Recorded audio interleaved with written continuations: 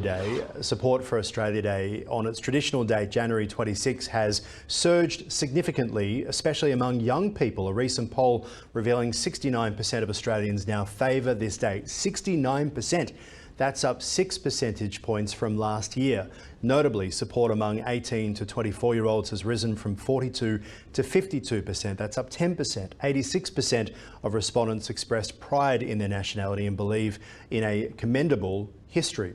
Experts suggest this reflects a broader shift in public sentiment away from divisive narratives. Ash, I find that part interesting, away from divisive narratives. In the lead up to January 26, every year Australia has the same debate. Nothing changes. It just seems to get angrier. Yeah, look, I really have detected a bit of a change this year. There has been a reaction against I guess the usual narrative. Now, yeah, you're right. This debate is an annual thing in the couple of weeks leading up to Australia Day. I think there really has been a response against those corporations, those organisations who are even refusing to name the day itself and everything that comes with that. You'll see all around the place references to the January 26th public holiday or... Well, I have friends who are in workplaces that are very progressive workplaces who are asked, if you want to work on January 26 and take a day off on a different day, then it's up to you and we will respect that and we won't punish you for it.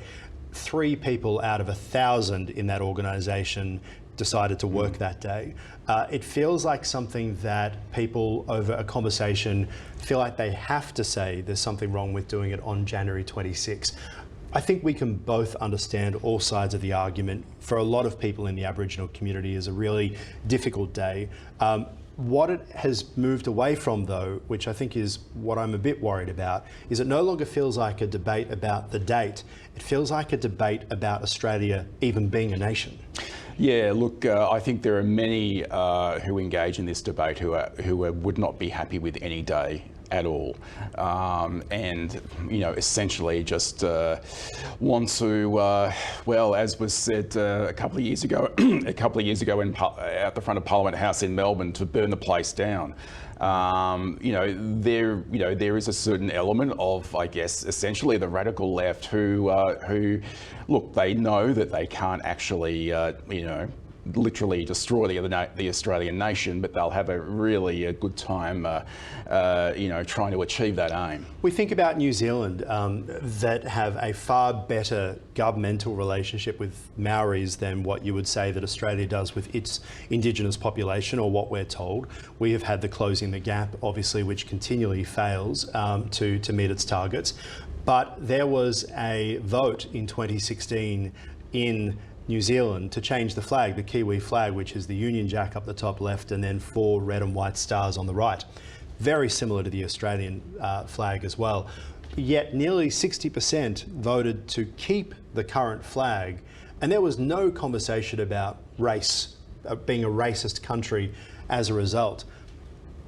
Could you imagine what would happen if the Prime Minister decided after the Voice referendum that we'll do a referendum on the date of January 26?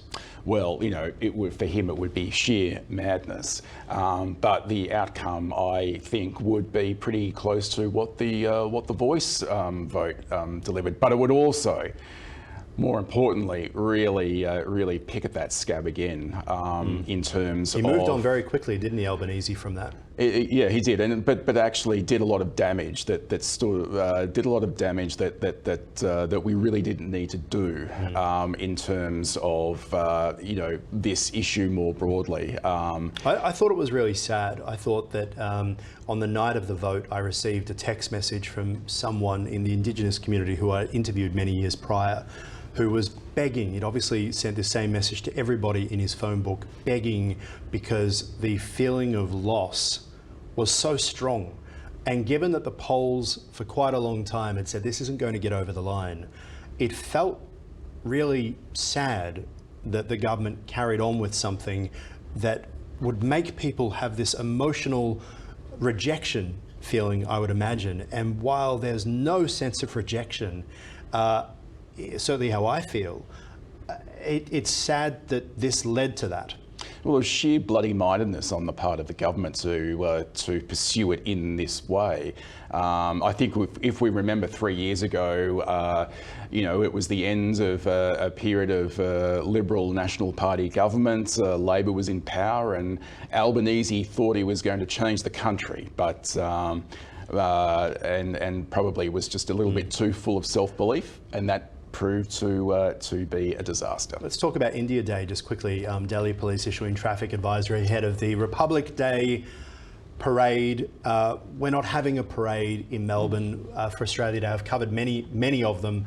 I remember going and doing Vox Pops, these pictures from previous parades, of course. I remember doing Vox Pops in this crowd, and everyone I Vox Popped wasn't actually from Australia. Hilariously, they were all from New Zealand or somewhere else. But we love a parade, and we're not having parades anymore to celebrate Australia. There's a lot of talk about it's the date, but as I say, we're not doing it on any other day, and therefore we're not really celebrating the country anymore. We seem to be having conversations about division rather than about what brings us together, which the concept of Australia Day once was. Do you think the difference here, and when we talk about the Republic Day in India, is it the fact that they are a republic? Is it the fact that Australia's Federation Day, and maybe that's what we should be celebrating instead, just came about because we were sick of the Brits? Yeah, look, essentially India's Republic Day is a celebration of the end of colonial rule in that country. So, but interestingly, last year I went to an event on Australia Day at the Shrine of Remembrance. There's a bit of a 21-gun salute that happens at midday on that day. And I would say that the vast majority of people attending that event were members of the Indian community celebrating Australia Day, and I think that that speaks volumes. Yes, you wonder what people think when they watch these. All right, let's move on.